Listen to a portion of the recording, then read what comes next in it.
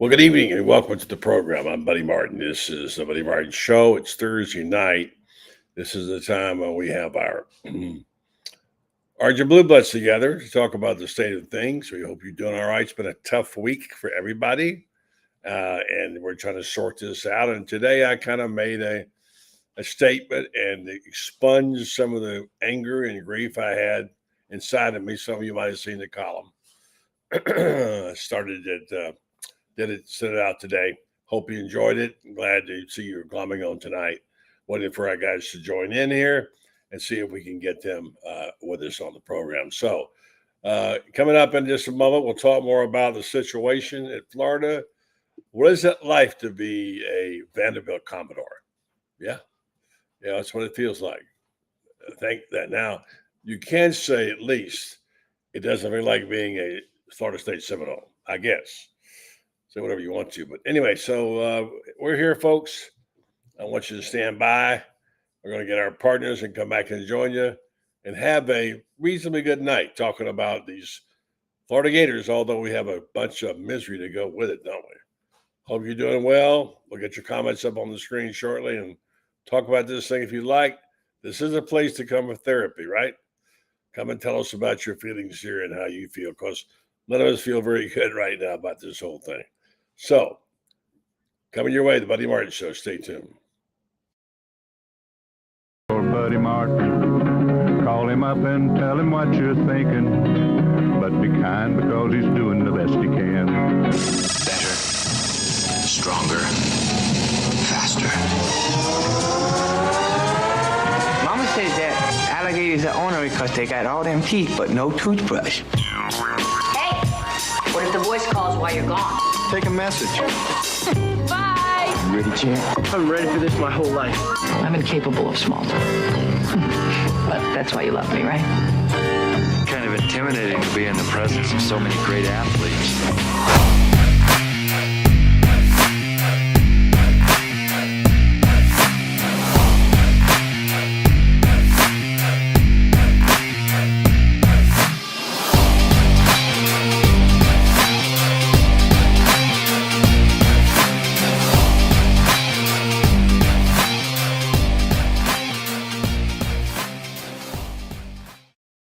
All right, we're live here on the show tonight, and coming up in just a moment, Ben Troupe will join us, and we're going to get with Loren Meadows in a moment and see if we can get him to join. Make sure you got the link okay.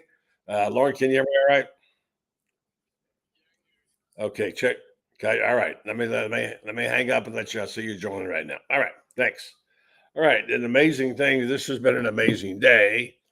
It's never good when you start by losing your wallet with everything in it, all your credit cards, all your licenses, your social security card, your wife's debit cards, everything in that little wallet. The mystery of the missing Buddy Martin wallet is just flabbergasting. We literally spent 6 hours today, 4 people looking all over this apartment and our car for a wallet that's always in the same place every night. Today, it wasn't there. We thought, well, it's going to be here somewhere, and I'm convinced it's in this apartment. We can't find it. We've torn up everything. We played Dick Tracy and Sherlock Holmes all day and haven't found it.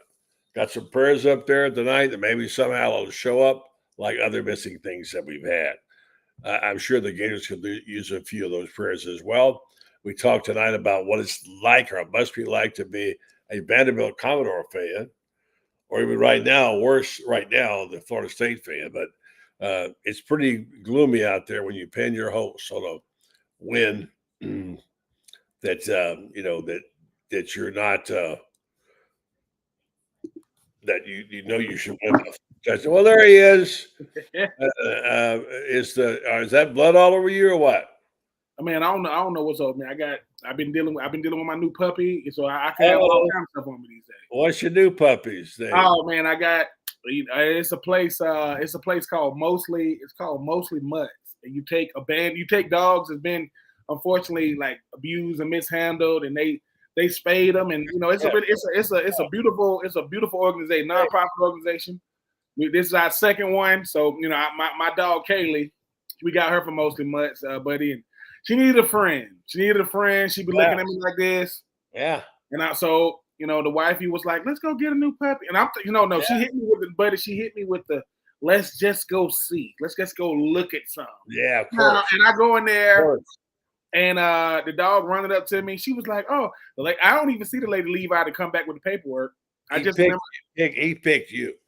Yeah, she's like a half pit bull, half terrier. She's beautiful dog, but she is a baby. And I just forgot what it was like to have to, pick up after the joke. I'm enjoying. Man. I'm enjoying. I love those puppy videos. I've been watching them the last couple of days.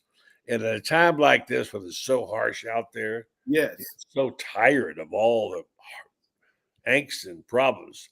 Just to have a little puppy love is a great thing, man. It really is. I miss my little dog. I've had dogs all my life. A couple of them actually helped me write my books. They laid on my feet till I finished the books.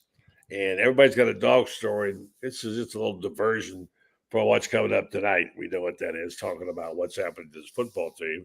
And by the way, I wrote a real rough column tonight. I read it. And I know it's not going to go down well with some people, and I'll take whatever you want to throw at me, but I felt like it was time to speak up. Anyway, bottom line is that these little dogs are so sweet. Love it.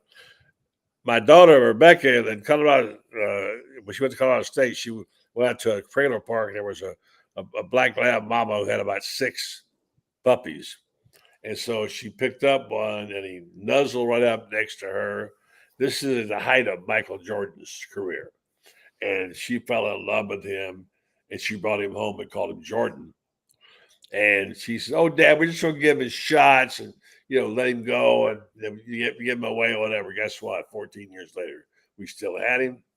And she put him down when he had to be put down. But anyway, great stuff. Great dog. Love puppy, love dogs. Anyway, on to more serious business today. I hope your day has been better than mine. Mine's been like spilling water all over my computer, losing my wallet. Don't you hate losing your wallet? With all my credit cards, my wife's credit cards, debit cards, license. Cannot find it in this house. It's in this house. That's how it started for me. Now I'm done now because I've been complaining since I started out today with this column. For those who have not seen it, I just felt like it was time to be honest. And friends like you, Ben, Allie, different people have made me realize I'm nobody, but I got a brick in that stadium too. I was a letterman. I went to school there. I've covered the team all these years. I've written books about it. I actually have a brick on the brick facade where you buy a brick. My family brick on it with a boyful floor. My point is that I have something at stake here too.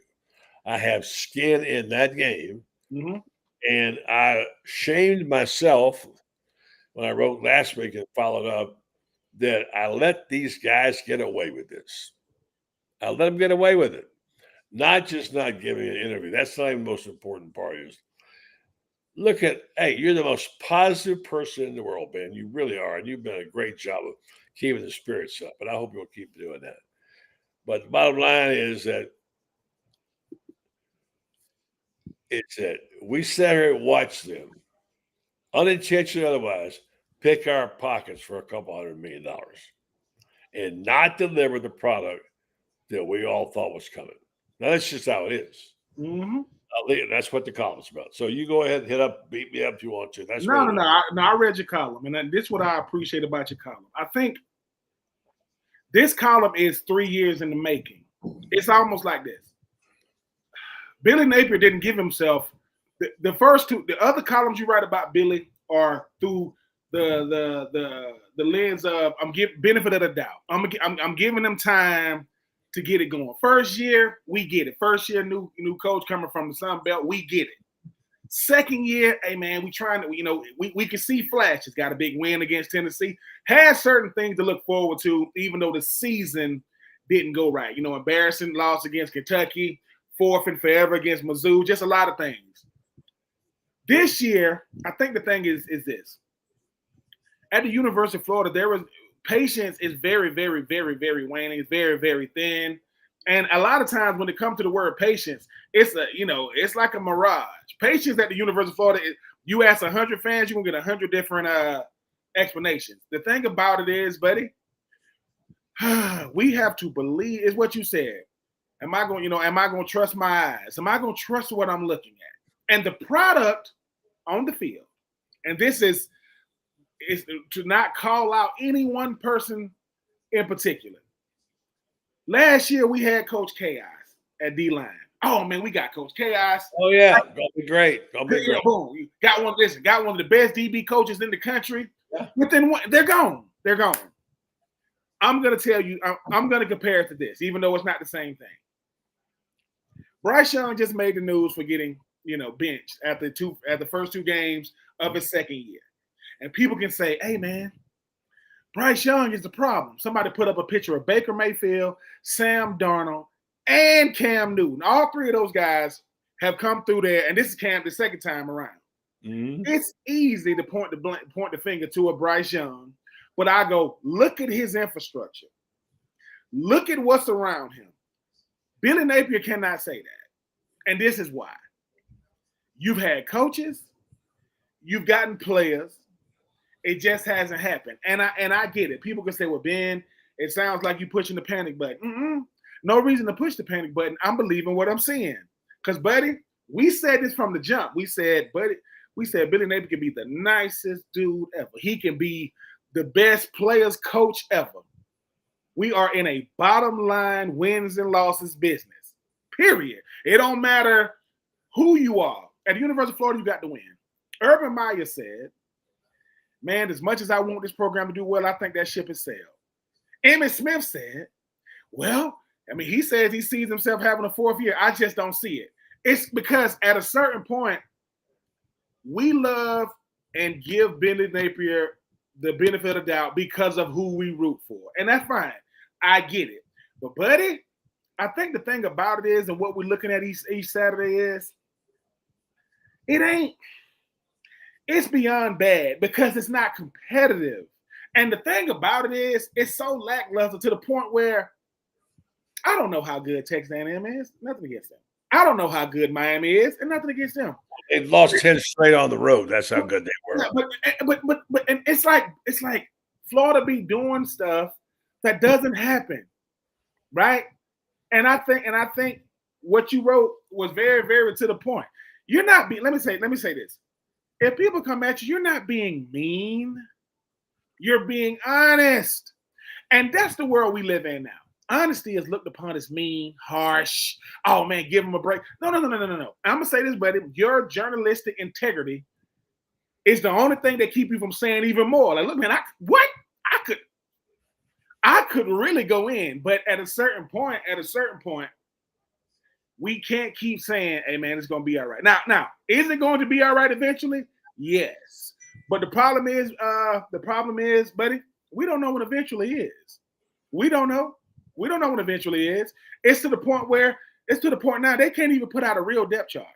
They won't even put out a depth chart of who's going to play, who's not going to play. And I'm like, what does the depth chart got to do with? But that's how, and I think what Billy Napier has realized, if he haven't realized it yet, we don't know. We know the clock is ticking, right? We know that. We don't know when, and to be quite honest with you, I'm not looking forward to that doomsday. He's a dead man walking. No, he is, but he is. The reason why I'm saying I'm not looking to the doomsday is this.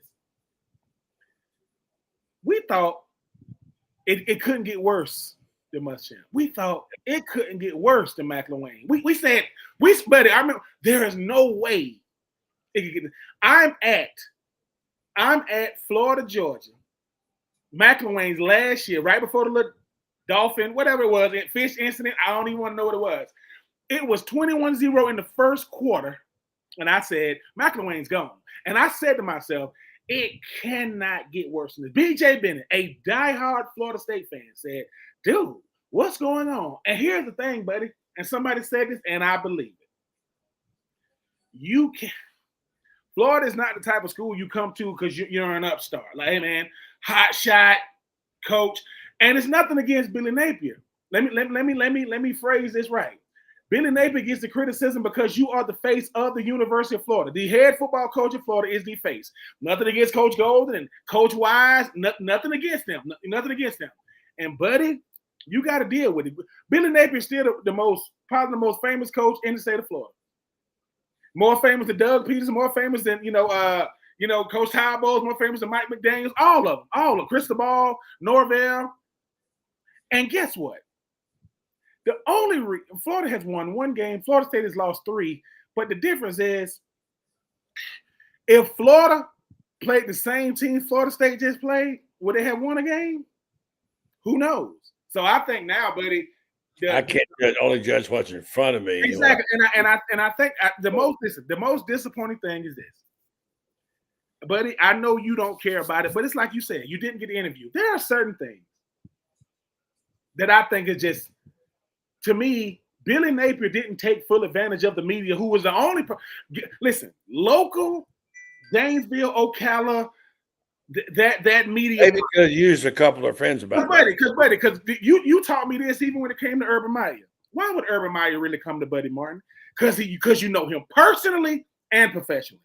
I know him both ways. So when people try to attack him, I say as long as they're keeping it professional. But when they try to go, you know the line when they go over the line. Personally say, whoa, because I know the man. Billy Napier didn't give you a chance. Yes, because it's like this. He should have been like, hey man, I'm doing as many interviews with Buddy Martin as I can for this reason. Sometimes you need somebody to be the voice of reason for you. Not that you're gonna get them off the ledge. Sometimes you say, listen, man, we going about this all wrong. And like I said, when it comes to this situation right now, though, there somewhere, Will Muschamp left Florida, went to South Carolina. McElwain left Florida, went to Central Michigan, right? Dan Mullen left Florida, he went to the booth. Urban Meyer left Florida, he went to Ohio State. Coach Spurrier left Florida, he went to the then Washington Redskins, then South Carolina, now he's back in Florida. I mean, Billy Napier is going to land on his feet because this is still a great resume booster for him, even if it didn't go well. But I think we learned this. There will never, ever be another upstart coming to Florida. As a head coach, you're right. Absolutely. Before you, let me just say this before I forget it, because I can't keep remembering it. This is what's wrong, the arrogance of thinking you had all the answers. Let me tell you that. You know Stephen Harris, right? Mm-hmm. Yes. You know he went to practice and watched practice. Play with Stephen Harris. Play with old Steve Harris. Oh, he did. Yeah, he was a stud. Yeah. He's a true blue Gator. And he went, Allie told me this story. He told her he went to practice one day to watch practice, and he saw a D lineman messing up. And he said, here, come here, son, let me show you something. He got told to shut his mouth and stop talking to the players. Don't be coaching our players. Whoa. Hey, you know what's crazy about that? It's crazy, right? So what Steve Harris did is what he would have done in the private. If he would have just saw that young man after practice, he would have did the same thing. And for those people to say, well, he shouldn't have been coaching. That's not coaching. No, he's saying, man. He's saying, man, let me tell you something. If you just do this, if you just do that, man, please, buddy, let me tell you something. Trying to help. But here's the deal. Buddy, he wasn't even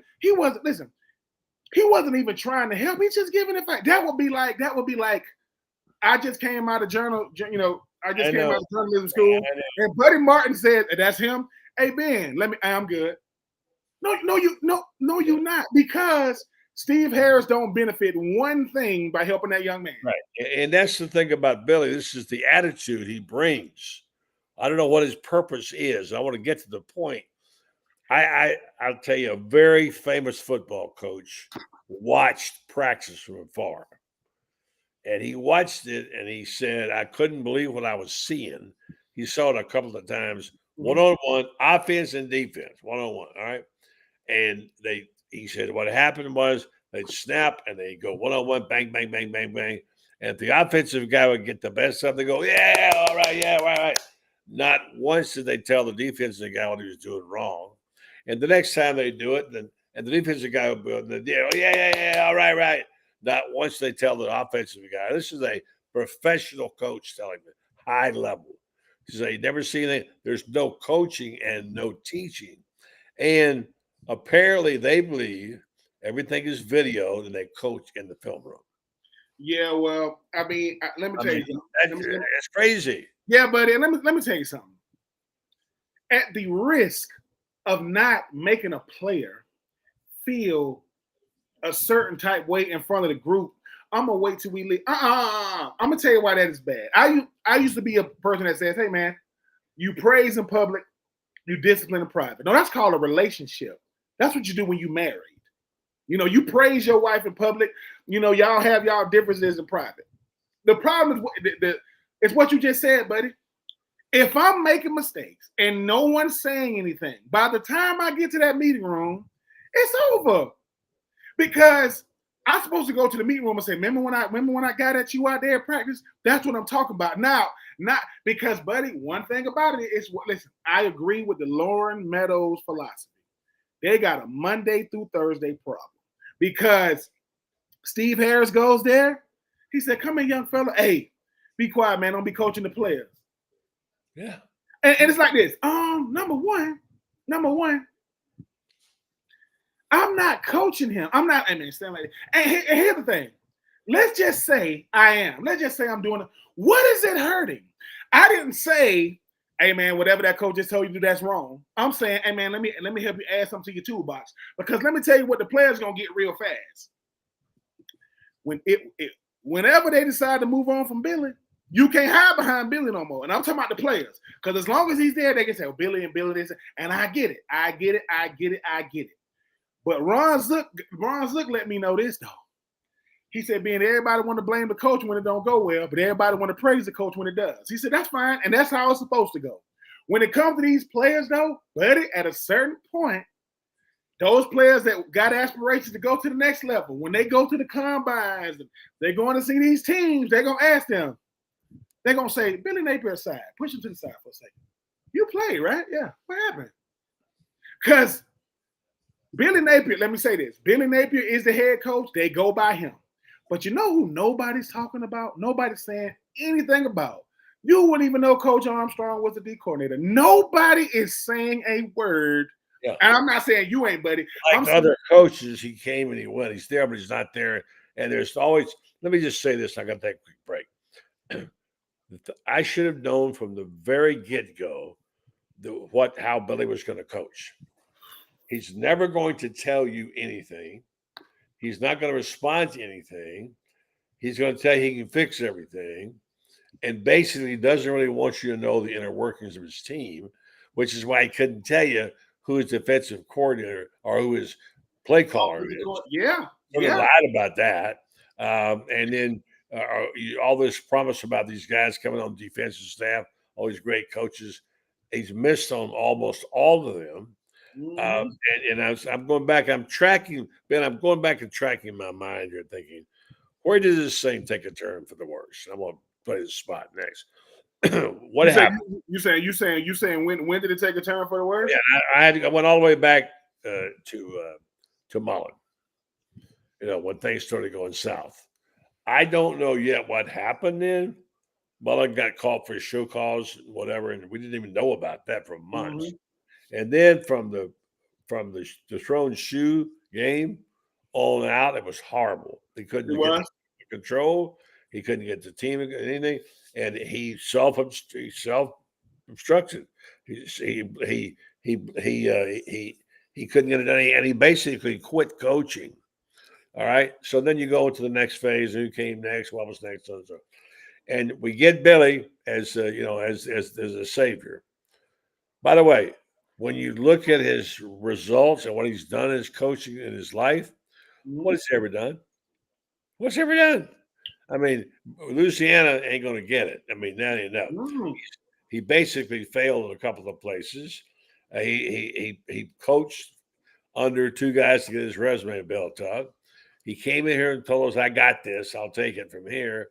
I'll tell you, I'm going to do it how I want to." And we watched him spend millions and millions and millions of dollars, right? We don't even know the amount yet. And now where are we? In hopelessness. So I'm looking over here. Who is this? Who is this? Lenny? Is that Lenny Thompson? He said Lenny Thompson. He's saying for Billy, it went south. Kentucky game his first year, and I agree with that. I do agree with that because Kentucky's on a 3-game winning streak against Florida. 3. They won 3 in a row. 3.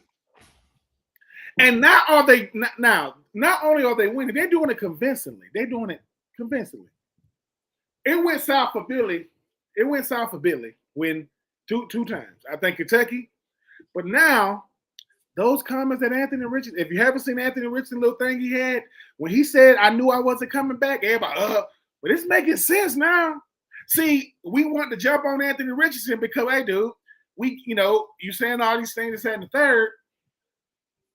But remember, we kept saying the offense is going to look different because Anthony Richardson is an athlete. So they're just going to let him do his thing. And, then Graham comes in and Graham plays well. But we kept going, why do we keep going for it on 4th down? But we're not getting it. And the offense doesn't have an in-between. It looks really good or it looks lackluster. Then we started talking about the offensive coordinator. Then we started talking about who's going to be the D coordinator. Then we got coaches coming in and leaving. I think the thing about it is, buddy, what Billy Napier has been consistent at since he's been in Florida is being inconsistent.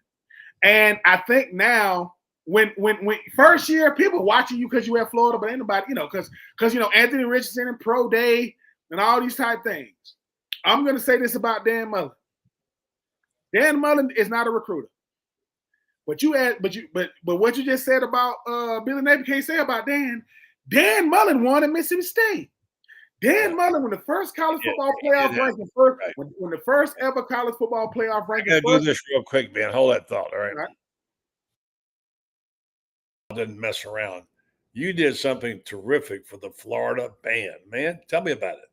Well, about 3 years ago, our dear friend Freddie Wiebe comes to us and said, the University of Florida won't buy the band a box truck to move their equipment around in. And when they go to Florida State, they go to Jacksonville or whatever, they don't have any, they have to rent trucks and stuff like that. So we collaborated and we put together a deal where we provided them a beautiful big box truck and we wrapped it and with Meldon Law and the UF band. And by the way, the UF band was voted the best band in the country in August of 2023. That's because Jeffrey, they wanted you to play with them in the band. Jeffrey Meldon Law, they won't back down. Let's go see who's there joining us next. Who's going to be Franz Beer is going to join the conversation. And just getting back before we say good evening, Franz, to the point of we can't play out all the scenarios of what's going to happen. There's so many of them, whatever. We pretty much all concluded that this is not the guy. How he'll exit, I don't know yet. I've heard several theories, as has Franz. Sure, you have too, man. He's not the coach of the future, and now people saying he's going to be here after this year. Not going to happen. This guy's going to have to be gone. First of all, I don't think the people will take out those checkbooks and write them anymore if you think Billy Napier's the coach. And secondly, it's already too late. Make your choice and decision. And I know it's not easy to go get a coach. And I know that everybody wants Lane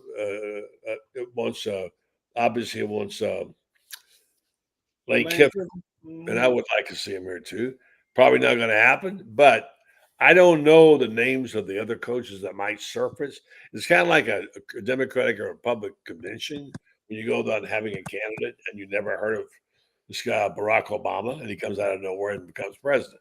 Now, I don't think that's going to happen here, but I just know this.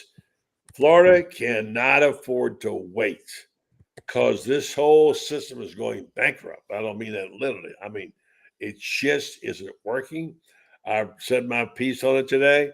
I called the shot how I felt about it today. You guys know what I wrote. Franz, thanks for the note on that, Franz. And I do hate to say it, but you have to ask the question, how did this disaster happen? We are all to blame. Yeah. We are. We always stood by and watched it happen. It's like the old Western movies. There's a town where there's a bunch of criminals running the city and nobody says anything, right? It's fine to go out and empower a gunslinger and bring him in, sure. The fact is that here we are. I know some people tried. People were not listening to us for sure. Not me, maybe Franz. And so we had no real ability to change the dynamic of what was happening, which some people would say larceny. I mean, just spending hundreds of millions of dollars promising to change and not getting it. And like I said, welcome to life as a Vanderbilt Commodore fan. It's it makes you wonder, my goodness. And look, I'm not going to say that I wasn't happy with Billy Napier. I bought in like everybody. We all did. I think everybody else. We drank the Kool-Aid. Yes. I think everybody else did too. Yeah. Kool-Aid, right? He has this impressive resume, and he worked for Dabo, and he worked for Nick, and everybody in the world had tried to hire him, and we've said, oh, he was holding out for us. Well, maybe he was, but my gosh, sometimes we you need to say, keep holding, baby, keep holding, because whatever you're selling, we ain't buying. And I wish. Did Scott Strickland get snookered, guys? Does he get snookered? Well, Scott Strickland, I think, wanted Billy Napier from the beginning because he admitted he said that's the only guy he ever talked to.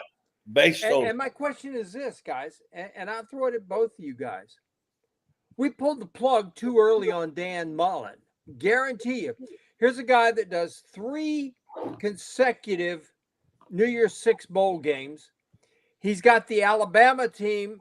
He's got Alabama totally on the ropes. Should have won that ball game. Let me put it this way. Wins that ball game if the Zebras don't swallow their whistle on 4 different critical calls. Emory Jones plays the game of his life, and who knows? They win that ball game. It could have made Emory Jones might have become the quarterback that Dan Mullen thought he was. Sometimes we tend to forget what one big win can do for the confidence of a quarterback. Yeah, but don't forget this, Franz. People tend to forget this. During that time, there was a show cause on Dan Mullen for cheating in the NCAA. We didn't know that right thereafter. They were so secretive about it. We never knew it till the end of the season. So something wasn't going right. And I remember distinctly in a press conference where someone asked Mullen about his contract.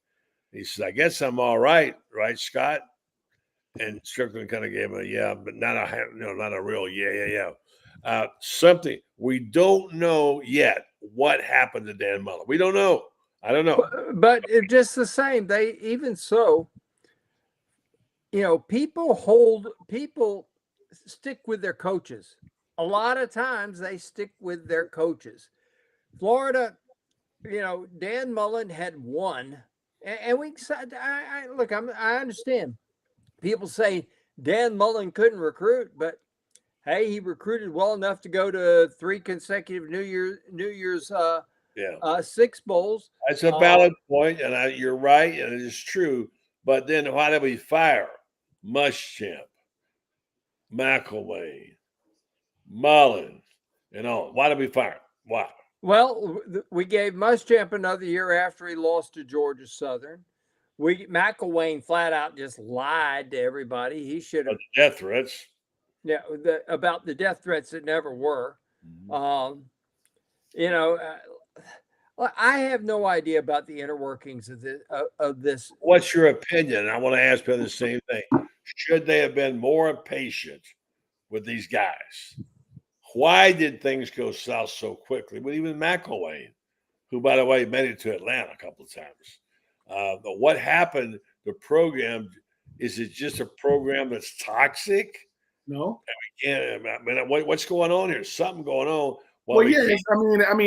Expectations at the University of Florida are always through the roof, regardless of what happens with whatever coach. And I think what happened with a guy like, the reason why McElwain was out of here, McElwain wanted to get out of here. to the point where he started saying stuff and doing stuff. I get that. Dan Mullen is. I think what Dan Mullen is. Dan, you would have thought Scott Strickland would have gave Dan Mullen more because they was over there at Mississippi State together. That was like a layup. I mean, I'm going to get Dan Mullen. Dan Mullen is a good coach. And something Franz said, you're never going to – it's easy to say he's not a good recruiter, right, when it doesn't go the way we wanted to go. Dan Mullen, I'm sorry, Kyle Trask, Kyle Pitts, Kadarius Toney, that's Dan Mullen. Right, and I think the thing about it is now is we act as if the worst day I thought in Florida history was when Florida lose to Georgia Southern.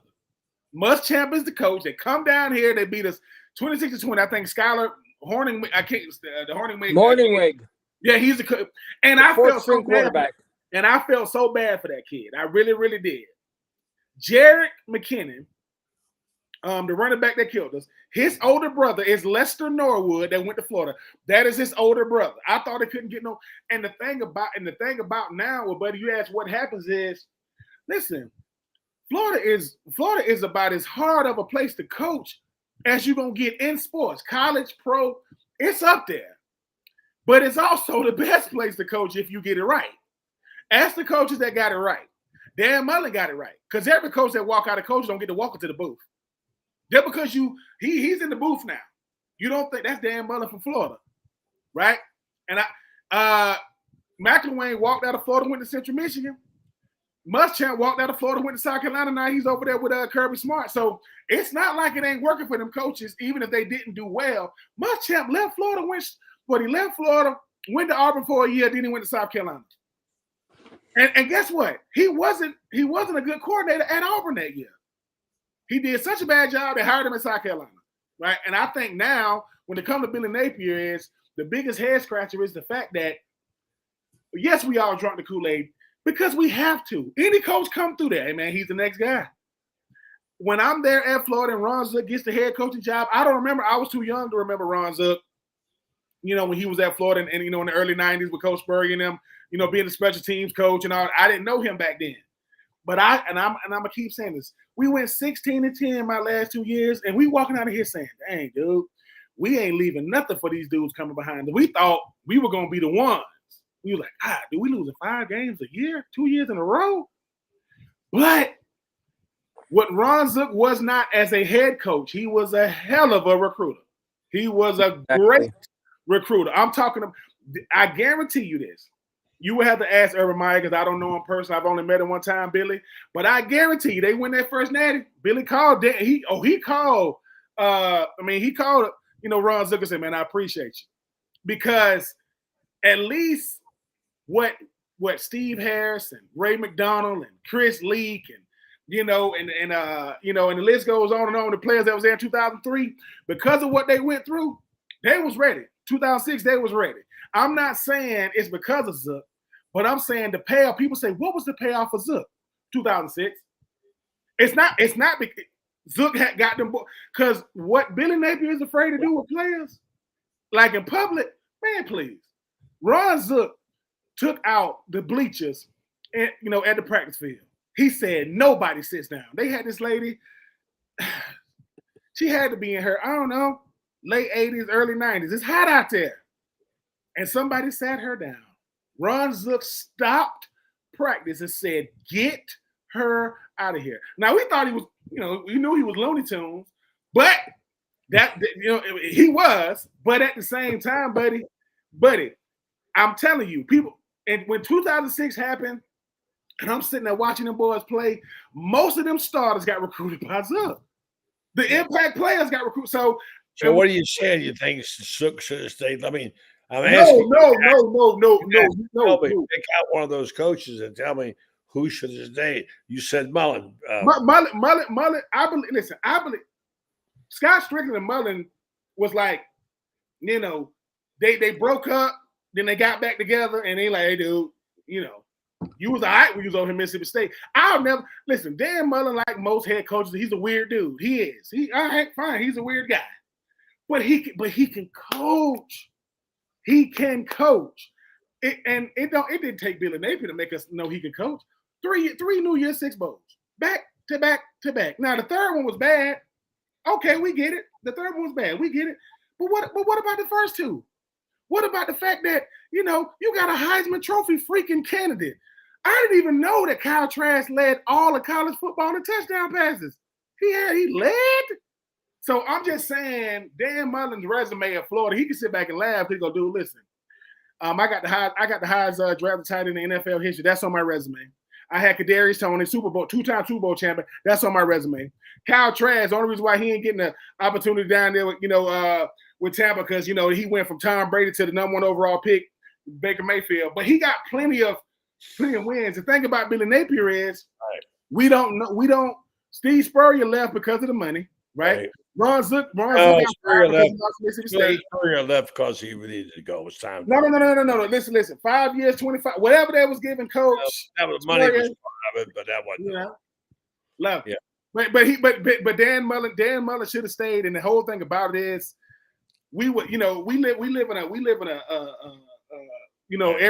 super duper. Everything got to be, this make me feel good type world. I knew Billy Napier coming out of Louisiana, buddy. I thought he was gonna be good. He just was. All right, let me get this in real fast, and I want to get to Van Der's comment about this, and we've got Loren coming by, and it says here online. I'm really looking for, in my mind, as I wrote this column, searching for exactly when did things start going wrong. I mean, as I said, Spurrier left. Meyer got castigated for faking his illness when fans, we knew it was real. Mistreated by the fans, but it was time for him to go.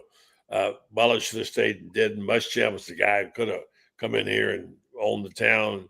Anyway, it never worked. Why did it never work, and why won't it work? That's what I want you to tell me. Stand by while I tell you about our friends up in North Florida who would like you to know that if you need an MRI, this is the place you can go. TitanMRI.com.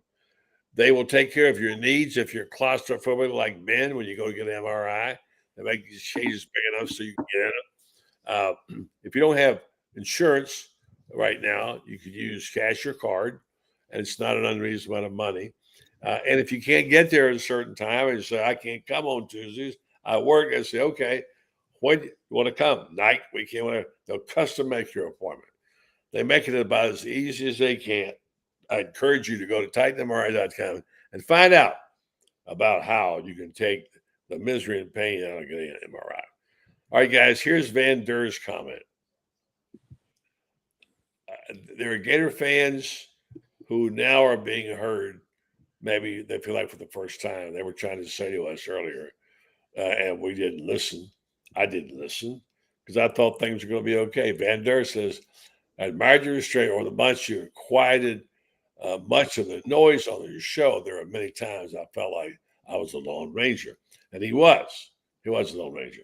So it seems to me, friends, that Billy tried to tamp down any negativity and not give anybody too much airtime or exposure or tell them what was going on or answer a question. Or as I said in my column, I don't deserve special treatment. But if I go up there and take the time to go drive to Gainesville and raise my hand at a press conference, I should get a chance to ask a question. Sure. And that's not just about me. I'm just saying that's an example that I know well. And so, Franz, you have a lot. Both of you guys have a lot of stake in this game. You have skin in this game. You've both done your time. You've been good Gators and whatever.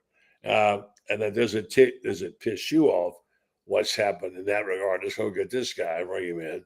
He's back from somewhere, probably Tallahassee, sleeping on the job.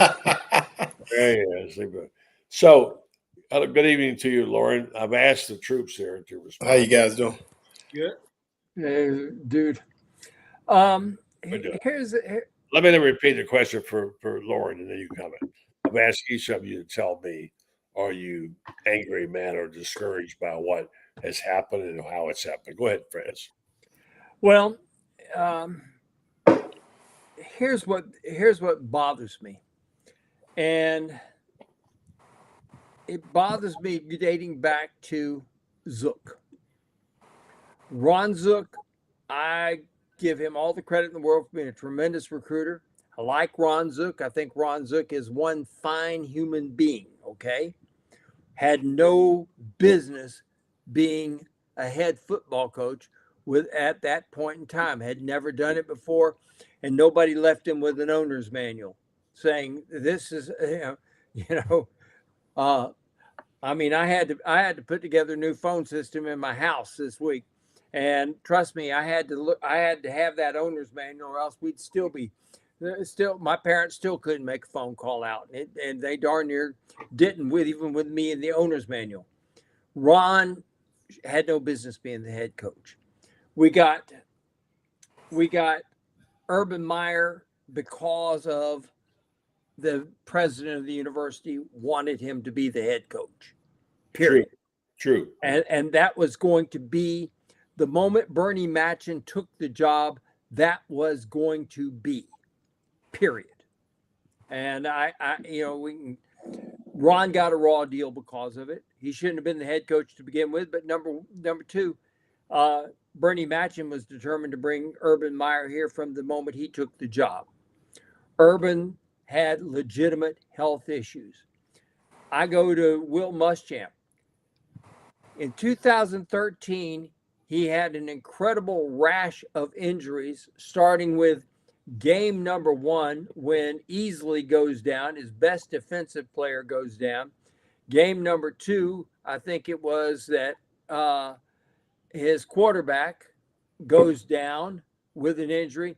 By the time he gets to Georgia Southern, he is on his 4th string quarterback, and I guess about the 13th string offensive line going in there. And he lost to Georgia Southern. And yeah, it was a bad moment. And everybody put the blame on Will. And Will did not try, to Will's credit, Will did not back down and say, point the finger at anybody else. He did not come out there and say, I had my 4th string quarterback in there. I think if they'd given him another year, he might have ended up doing well because he had finally had the right offensive coordinator in there in Kurt Roper. McElwain survived 2 years on Will Muschamp's defense, and when all of them went to the NFL, McElwain was sitting there exposed along with his yellow teeth, and he was looking for a way out because he knew he was heading to getting fired. Mullen, I think we pulled, I'm hearing all this stuff about Mullen quit and all this other stuff. There's a lot of speculation about what happened with Dan. But all I can say is this, 3 straight New Year's Six bowls, and then we're firing him the next season when he's got Alabama on the ropes. Quite frankly, I'm looking right now at what Florida did that year. And they lost to Alabama by 2. They should have beaten Kentucky. Emory Jones blew that one. They should have beaten LSU, lost that one 49-42. Should have won that game. But that was a game when Third and Grantham showed up. Got clobbered by Georgia. Everybody did. The game that killed him was South Carolina. When they lost to South Carolina 40-17, it was over. But he still beat Samford. They lose to Missouri. It was definitely over by then. I don't know what went on with that. But I know this, that there's a lot of people who still ask me the question what we're wrong. And I don't know. And I don't think and people get out there, they can say it's revisionist history, whatever. But 2 people know what happened with Dan Mullen. One of them is Scott Strickland. Well, actually 3. Kent Fox, who was the president, Scott Strickland, and Dan Mullen. Those are the only 3 people who know for sure what went on. Everybody else is speculating, just like we're speculating why he didn't get a 4th year. All right. Billy Napier, they could have hired Lane Kiffin then and didn't. That's all I got to say. All right, Loren Meadows, you've been laying back here in the shadows. You got plenty to say. Good job of hosting Tuesday night. Thank you. I know kind of how you feel about it. I mean, we all have our various candidates and whatever. I was asking the question, how did we get it so wrong? Is this a toxic place? What happened? Which one of those coaches in the past should we have kept, etc.? Your thoughts, Loren? Well, I too have a brick on the facade like you do. So to take kind of my journalist hat off for 5 seconds, I do feel like that we've been sold a bill of goods that was false. And but I think Billy Napier could have been successful here at Florida, but he just got it all wrong. And if we pulled the plug on somebody too soon, I would definitely say it was Dan Mullen. I think Mullen should have been given a year, an off season to revamp his staff, take a good look at his staff, kind of mandate maybe getting a little younger. So, maybe he had some guys that were really solid recruiters. If that wasn't his strong suit, you hire people that aren't good at what you do. I coached for a guy in Ohio. He wasn't a people person. So he hired a bunch of people, myself and others, that kind of handled the people part of it. So I think we pulled the plug on Mullen. But as far as where Napier is, it just he really, for me, he really got the public perception thing wrong. And I think that, I said this on your show Monday, we've kind of alluded to it on Tuesday.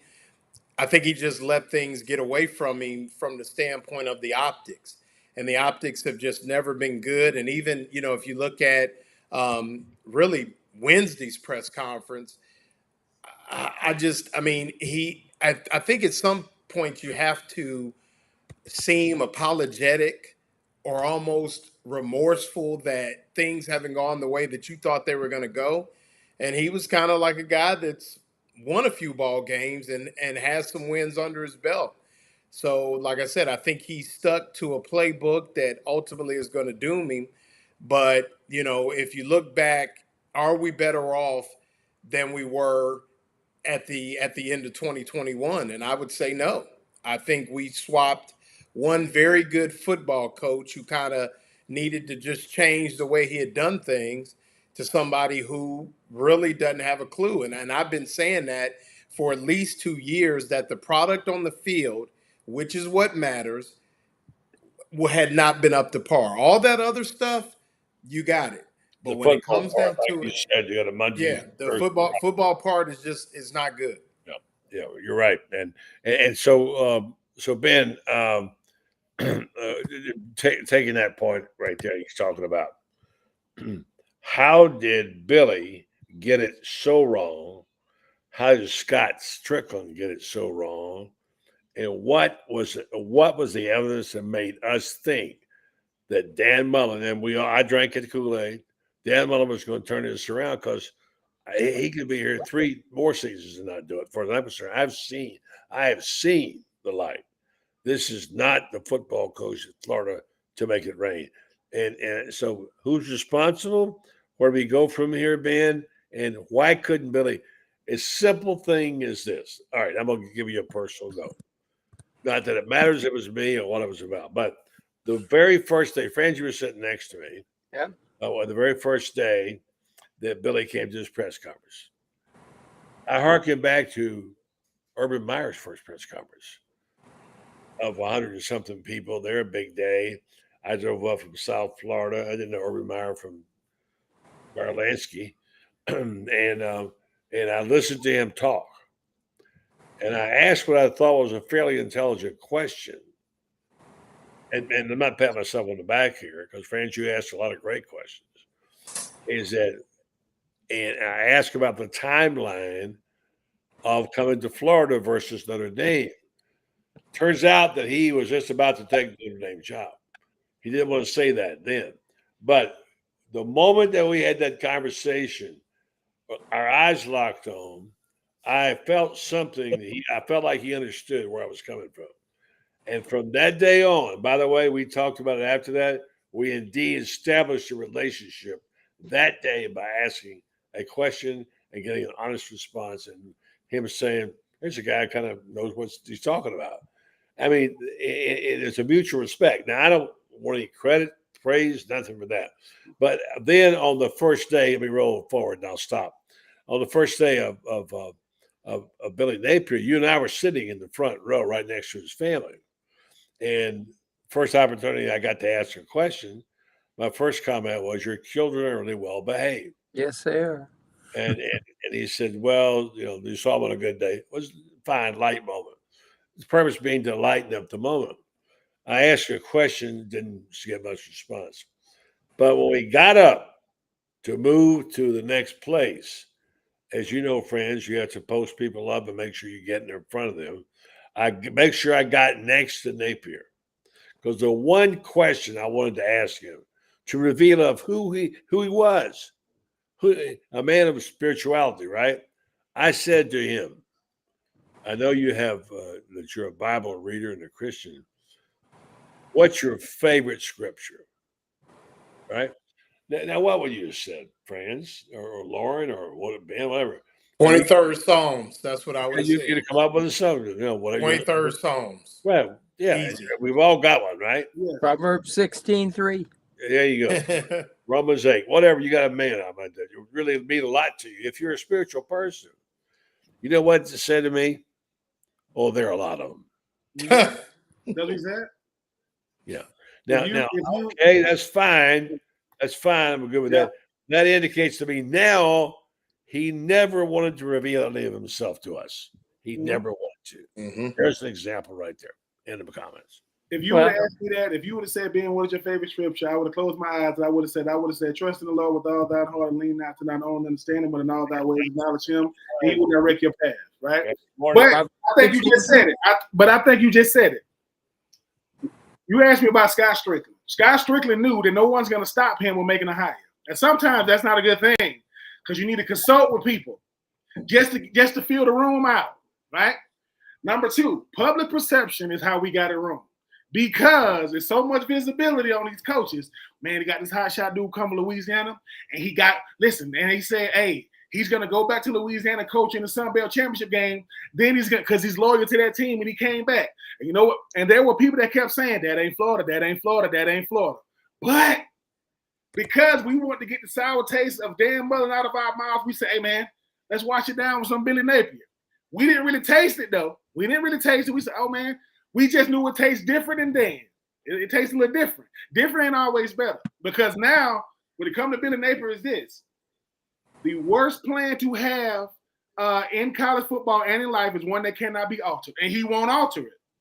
He will not alter the plan. And because he has not, because sometimes, once again, here comes the perception thing again. He's dominating in recruiting. Oh, my God, we went from bottom feeders to we in the top 25, top 15. But it doesn't show on the field. Oh, he's doing it again. It doesn't show on the field. Oh man, look at these guys. We got legacy players coming in. We got Miles Graham coming in. We got Vernell Brown, junior coming in 2025. Ain't no product on the field. And Loren just said it. If it don't happen on Saturday, it don't matter. And that's what Billy Napier does the worst at. Because look, I'm gonna say this. I can deal with losing. I cannot deal with not looking competitive. People who can't stand Florida, don't root for Florida, don't care about Florida, they're saying, what's going on in Florida? Like there are people who say, they stand up saying, what's going on with y'all? And it's been like that. Listen, when you got Anthony Richardson, you got a freak. So people, they ain't looking at the game, they're looking at him. But here's the thing though. We go to Vanderbilt with Anthony Richardson. We need a Hail Mary, and he throws it out of the back of the end zone. And listen, when it happened, the Vanderbilt DBs were like, did it? What? The guy that caught the ball in the stand, like, bro, you're supposed to throw. I'm telling you, I guarantee you this. I could be lying. Ron Zook ain't gonna let that happen. Spurrier ain't gonna let that happen. Urban Meyer ain't gonna let that happen, because sometimes I play according to what my coach showed me. My coach can't tell me. He can tell me what to do and show me how to do it. What happens when it comes to a guy like Billy Napier is this. Spurrier made it really, really, really, really, really, really cool to call plays to be the head coach. But he was good at it. It's not that he ain't called. He's good at it. Billy Napier, no, can't nobody tell him no. That's the problem. Can't nobody tell Scott Strickland no. Yep. Can't nobody tell Billy no. And when you're in a position that you cannot be told no, that's how he wants it. That's how he wants it. But the thing about it is Scott Strickland hired damn mother at Mississippi State. Don't you think he's gonna want more stuff when he come to Florida? Dude, I'm winning. No, Greg Byrne hired him. Greg Byrne hired him. Scott Strickland ended up getting Scott inherited him. And I don't know. I just think that the saddest part about this whole situation is, man, if you're a player at Florida, right? No matter what, listen, when it's good, you get the benefit from the good. And when it's bad, you're gonna benefit from the bad because you cannot separate it. I was there with Ron Zook, and I'm telling you, we weren't sophisticated. We were not sophisticated with our play calling. We were great at execution. Because we had Keywan Rattler, one of the greatest to come out of Ohio. That boy said, hey, man, you think I came all the way down here? I'm trying to show y'all what we do. SEC Defensive Player of the Year. Gus Scott. This is when Alex Brown and Gerard Warren and Kenyatta Walker, they gone. They gone. Now we got to do it. I think now when it comes to Billy Napier, what we got it wrong is we believe that the scared money don't make no money. He ain't spent no money. No. If scared money don't make no money, we are scared as hell because we ain't spent that. We ain't spent a dime. Our money. I'm going to make a comment here, and I'd like to hear you. I want to get Franz. I want to get you to sum up the night. Hold that comment, and I got a question for you directly to speak to that too. Let Ben jump in there. Let Loren jump in there with a final thought about the mistakes made. Now, where do we go? You got about 60 seconds, Loren. I have made a point to myself, and this will kind of quantify the way I feel about the way that things have happened. I have been part of the media for the entire time that Billy Napier has been on the staff. We have never met. I know a lot of his coaches, know his support people. He and I have never met. So I don't care, win or lose, on Saturday in Starkville, Billy Napier and I are going to meet. Good luck. Period. That sums it up right there. Ask him what his favorite scripture is. All right, Franz, go ahead with your comment you were going to make. And I wanted to ask you about, I got a comment here about from Jason Lambert. I don't know who he is, but it's an interesting comment about the media heat. And you and I, Franz, have talked about this many times. Over the years, when newspapers were rocking and rolling, there was a ton of papers that engaged them. Oh. And we talk about the scene over at the old Hub Student Center, where you walk up there and you see 17, 18 newspaper racks. I mean, all from the state of Florida. Oh. Every paper of any size had a box there. And by gollies, and they wrote about the Gators every day. And the heat came on, you saw it and you felt it and you knew it. And it got to be quite a precedent for a lot of coaches. Probably one of the things that brought Bob Woodruff down, whatever. So this is a comment from Jason. Says, Mully got fired because he couldn't handle the heat, which is different almost anywhere else. At one time, Florida had more reporters and writers on the road than any team in America. Any team in America. Okay? Talk about it, friends. This is romper room compared to what it was back when you had great columns, Craig Barnes at Pompano's Sun, Bernie Linscomb at the Fort Lauderdale Central, Eddie Pope down in Miami, the Pope when it comes to sports writing in the state of Florida. Tom McEwen, Jack Harston, Bill Castells, on and on and on. Larry Guest, as much as I disliked him, and even though he covered the Seminoles, Mac McGrotha, great. We had great writers in this state. Hubert Mizell, every paper. We were covered by the Winter Haven News Chief. We were covered by the Bradenton Herald, the Sarasota News. Ocala Star Banner. The Ocala Star Banner, the Fort Myers News and Press, the Naples Daily News. all these people had newspapers. The Leesburg Daily Commercial may not sound like much. The DeLand Sun. Yeah, exactly. Florida Beach News Journal. The Sanford Herald. Florida Today.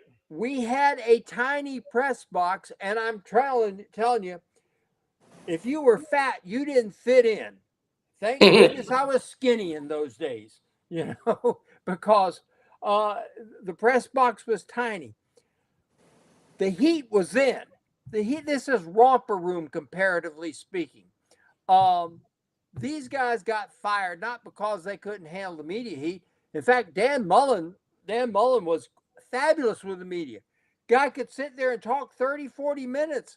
Now Napier, 15 minutes, they want his ass out of there. Mullen was just getting warmed up when it got to 30 minutes. I mean, his vocal cords were just getting warmed up. All right, now my comment. Then I'd like to hear you guys comment. I believe, seriously, having given this thought all week, the biggest problem Billy Napier has had, and Buddy has alluded to it in one respect, and we all have in one way or another. I believe he has spent more time trying to be the next Nick Saban and not enough time trying to be the first Billy Napier. Yeah. And I'll follow that comment by saying that a very famous coach said to me, I said to him, I don't get Billy Napier's deal, his MO, how he handles his press conferences, how he doesn't let you talk, how he keeps everybody from you. And he looked at me and said, because that's how Nick Saban does it. But that kind of stuff doesn't make any sense because, look, there are certain things that shouldn't happen, right? There are certain things in my mind that shouldn't happen, right? As great as Tim Tebow was, he shouldn't have played tight end. But why did he get a chance to play? Because Urban was there, right? Because Urban was there. Neither one of them are wrong, but it ain't right. Neither one of them are wrong. When it comes to a situation like Billy Napier, yes, we drank the Kool-Aid. Yes, we had to drink it. And the Kool-Aid probably wasn't even that good, but we drank it anyway. And it's what you just said too, Loren. I ain't never even met him. Why? I learned about the media when I'm at Florida. I'm a little young pup. Yeah, I'm 21. I finally get to go in the big media room. I'm like, dang, all these people. And all I know is, I don't know how many seats was in there, but they was packed. And I thought people, I like, dude, they got to sit close to each other? No. And they were standing room only in here. And I'm trying my best not to mess up these questions, right? I'm doing my best.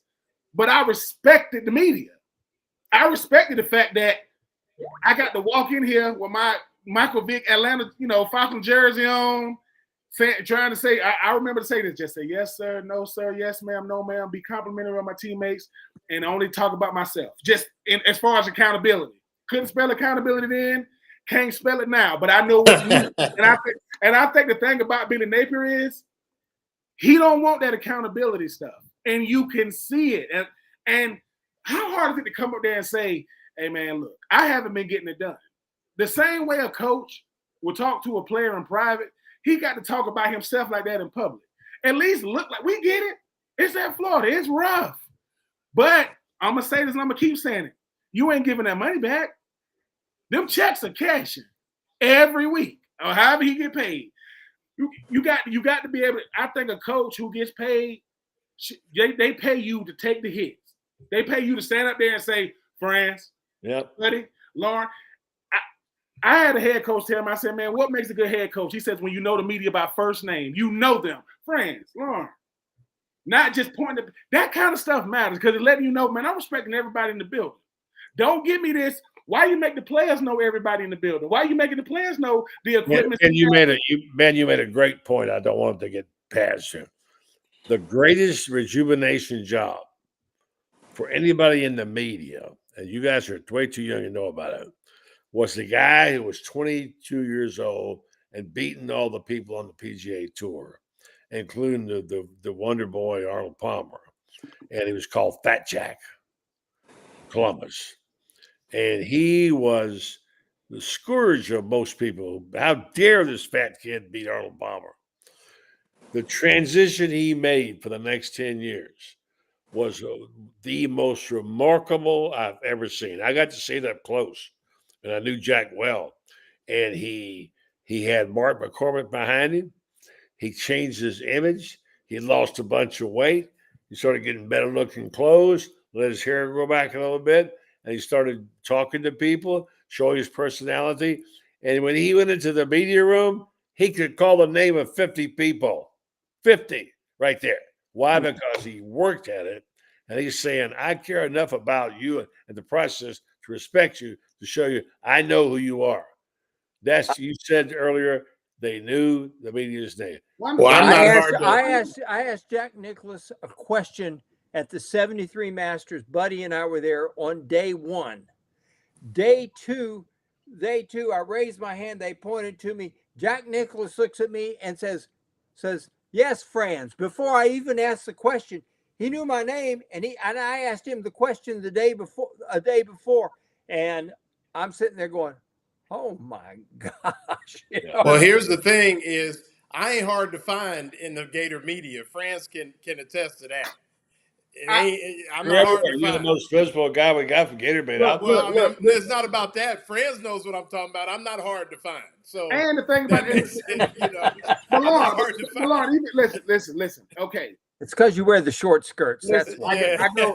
Go to SEC media days. In the media. Never went there as a player, right? I'm walking in. BJ Bennett, my partner in crime. Before we about 2 minutes before we walk in Radio Row, he pulled me aside and said, Troupe, listen to me. Do me 3 things today. What? Take every interview, right? Smile, don't say no. That's it. And we walked in. Take every interview, smile, don't say no. And he'll say, and I'll tell you at the end. I'm going to tell you at the end. I ain't got time. We walked in. Them cameras on me like I'm a player, right? I did more interviews at SC Media Days than the coaches and the players.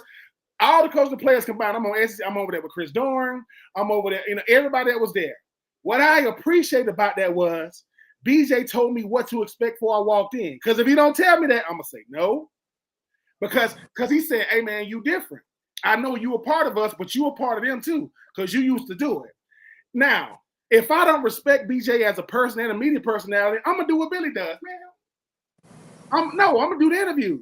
But because I said yes, there go Gene Chizik, there go Kirby. Kirby Smart doesn't do local radio. He don't do it.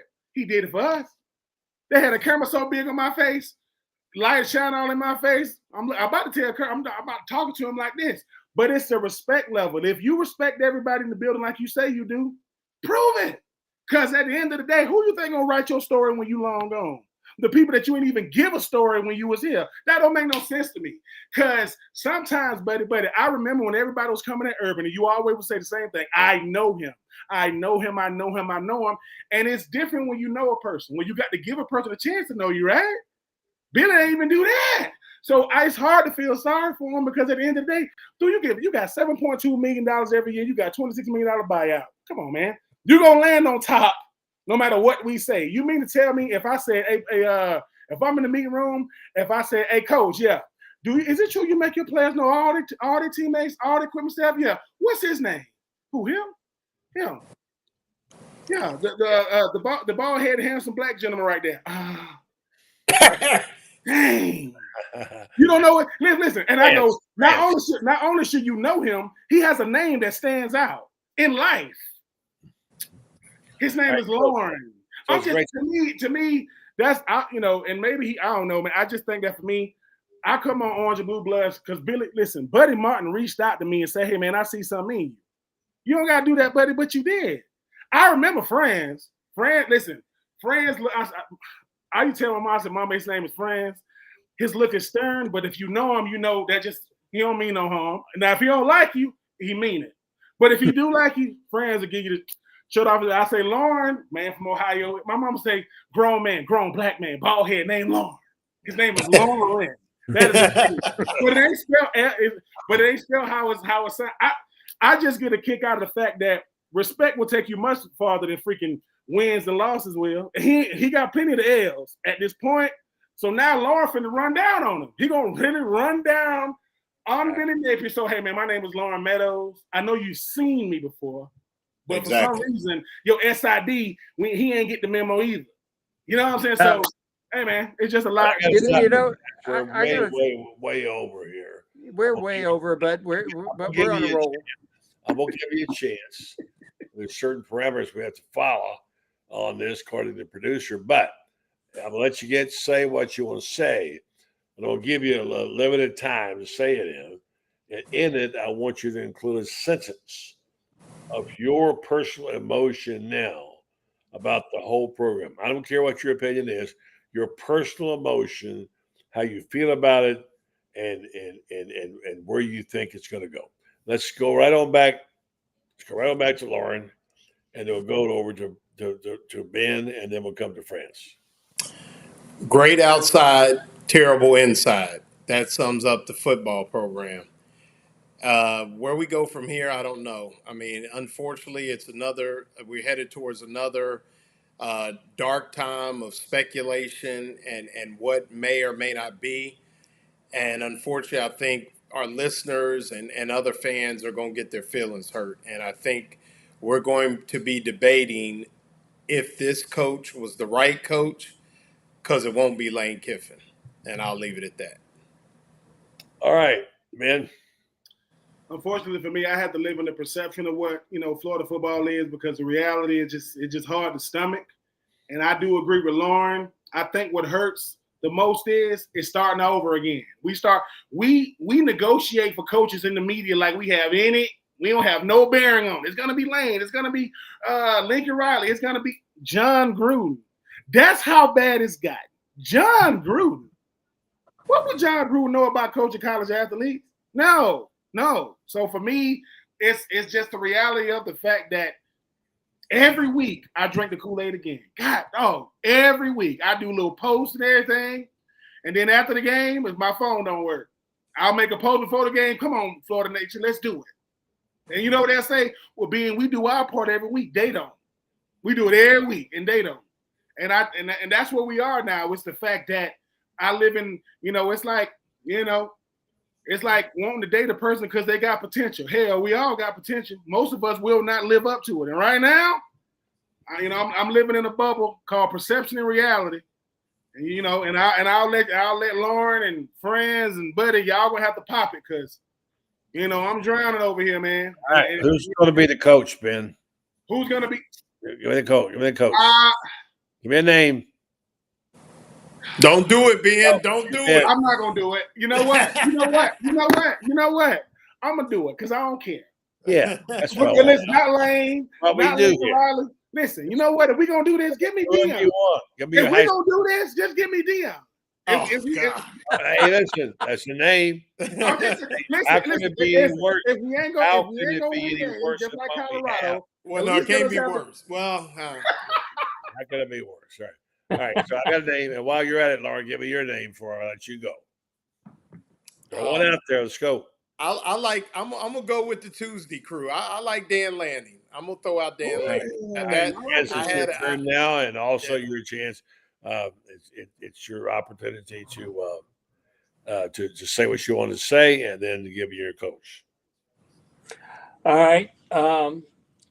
Florida's in a bad situation, and it's been heading in that direction for way too long. Jesse Simonton wrote a column at On3, and it's hard to disagree with it. It said Florida's problems extend well beyond Billy Napier, and he said it's time to come in here and basically take bleach bit to the entire athletic department and start at the administration. We got some tremendous coaches, got the best coach in any sport in the business in Mouse Holloway, got Tim Walton, Mary Wise, Hall of Famers who belong anywhere at any time, got a great lacrosse coach, and on, tremendous swimming coach, Anthony Nesty. We got some great coaches. It's the people who are calling the shots, and I can't disagree with that. I wish I could say I do, but I don't. It's time. At some point in time, you got to realize stuff isn't working out. There's an old saying that I live by. It says, if you always do what you've always done, you will always be what you've always been. Okay. You look at what's going on now. The same people have been running the show and making one bad hire after another. And it's not, and goodness, it's time. At some point in time, you got to say, enough. Let's start over. We are the University of Florida. We've got to do better than this. And of course, that is the definition of insanity. You just nailed it right there. Give me a coach, Franz. James Franklin, Penn State. I know a lot of people are going to say no way, but here's the deal. He is a very articulate African-American man who can go into any living room, white, black, red, green, purple, and make an impression.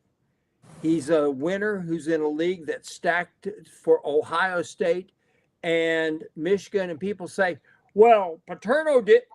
He's won as Big Ten championships about at the same rate Paterno did. Paterno won 3 in 24 years. We hear your guns. You're consistent. Now I'm gonna give you one here a little off the wall because I don't think Lane's going to come. Okay. There's just too much there. I mean, what you have, if he wins, he gets to the championship game.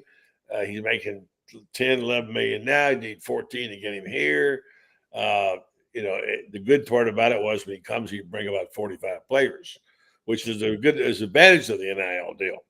But they're going to have to go back to the drawing board and once again, unfortunately, compromise their choices because, I'm sorry, Nick Saban ain't coming in that front door.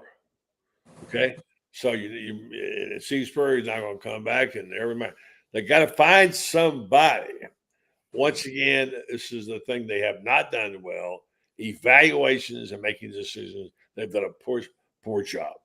But I'm just going to take a shot here because I don't see Kiffin coming. I don't know who it would be. I have no idea where to go. I'm going to throw a name out there. And I don't know much about him, but I love what I've heard about him and what he's done. Jamie Chadwell. Super dude. Yeah. I can attest for that. Yeah. Had an hour-long conversation with him in January. Super dude. I remember that. You told me that.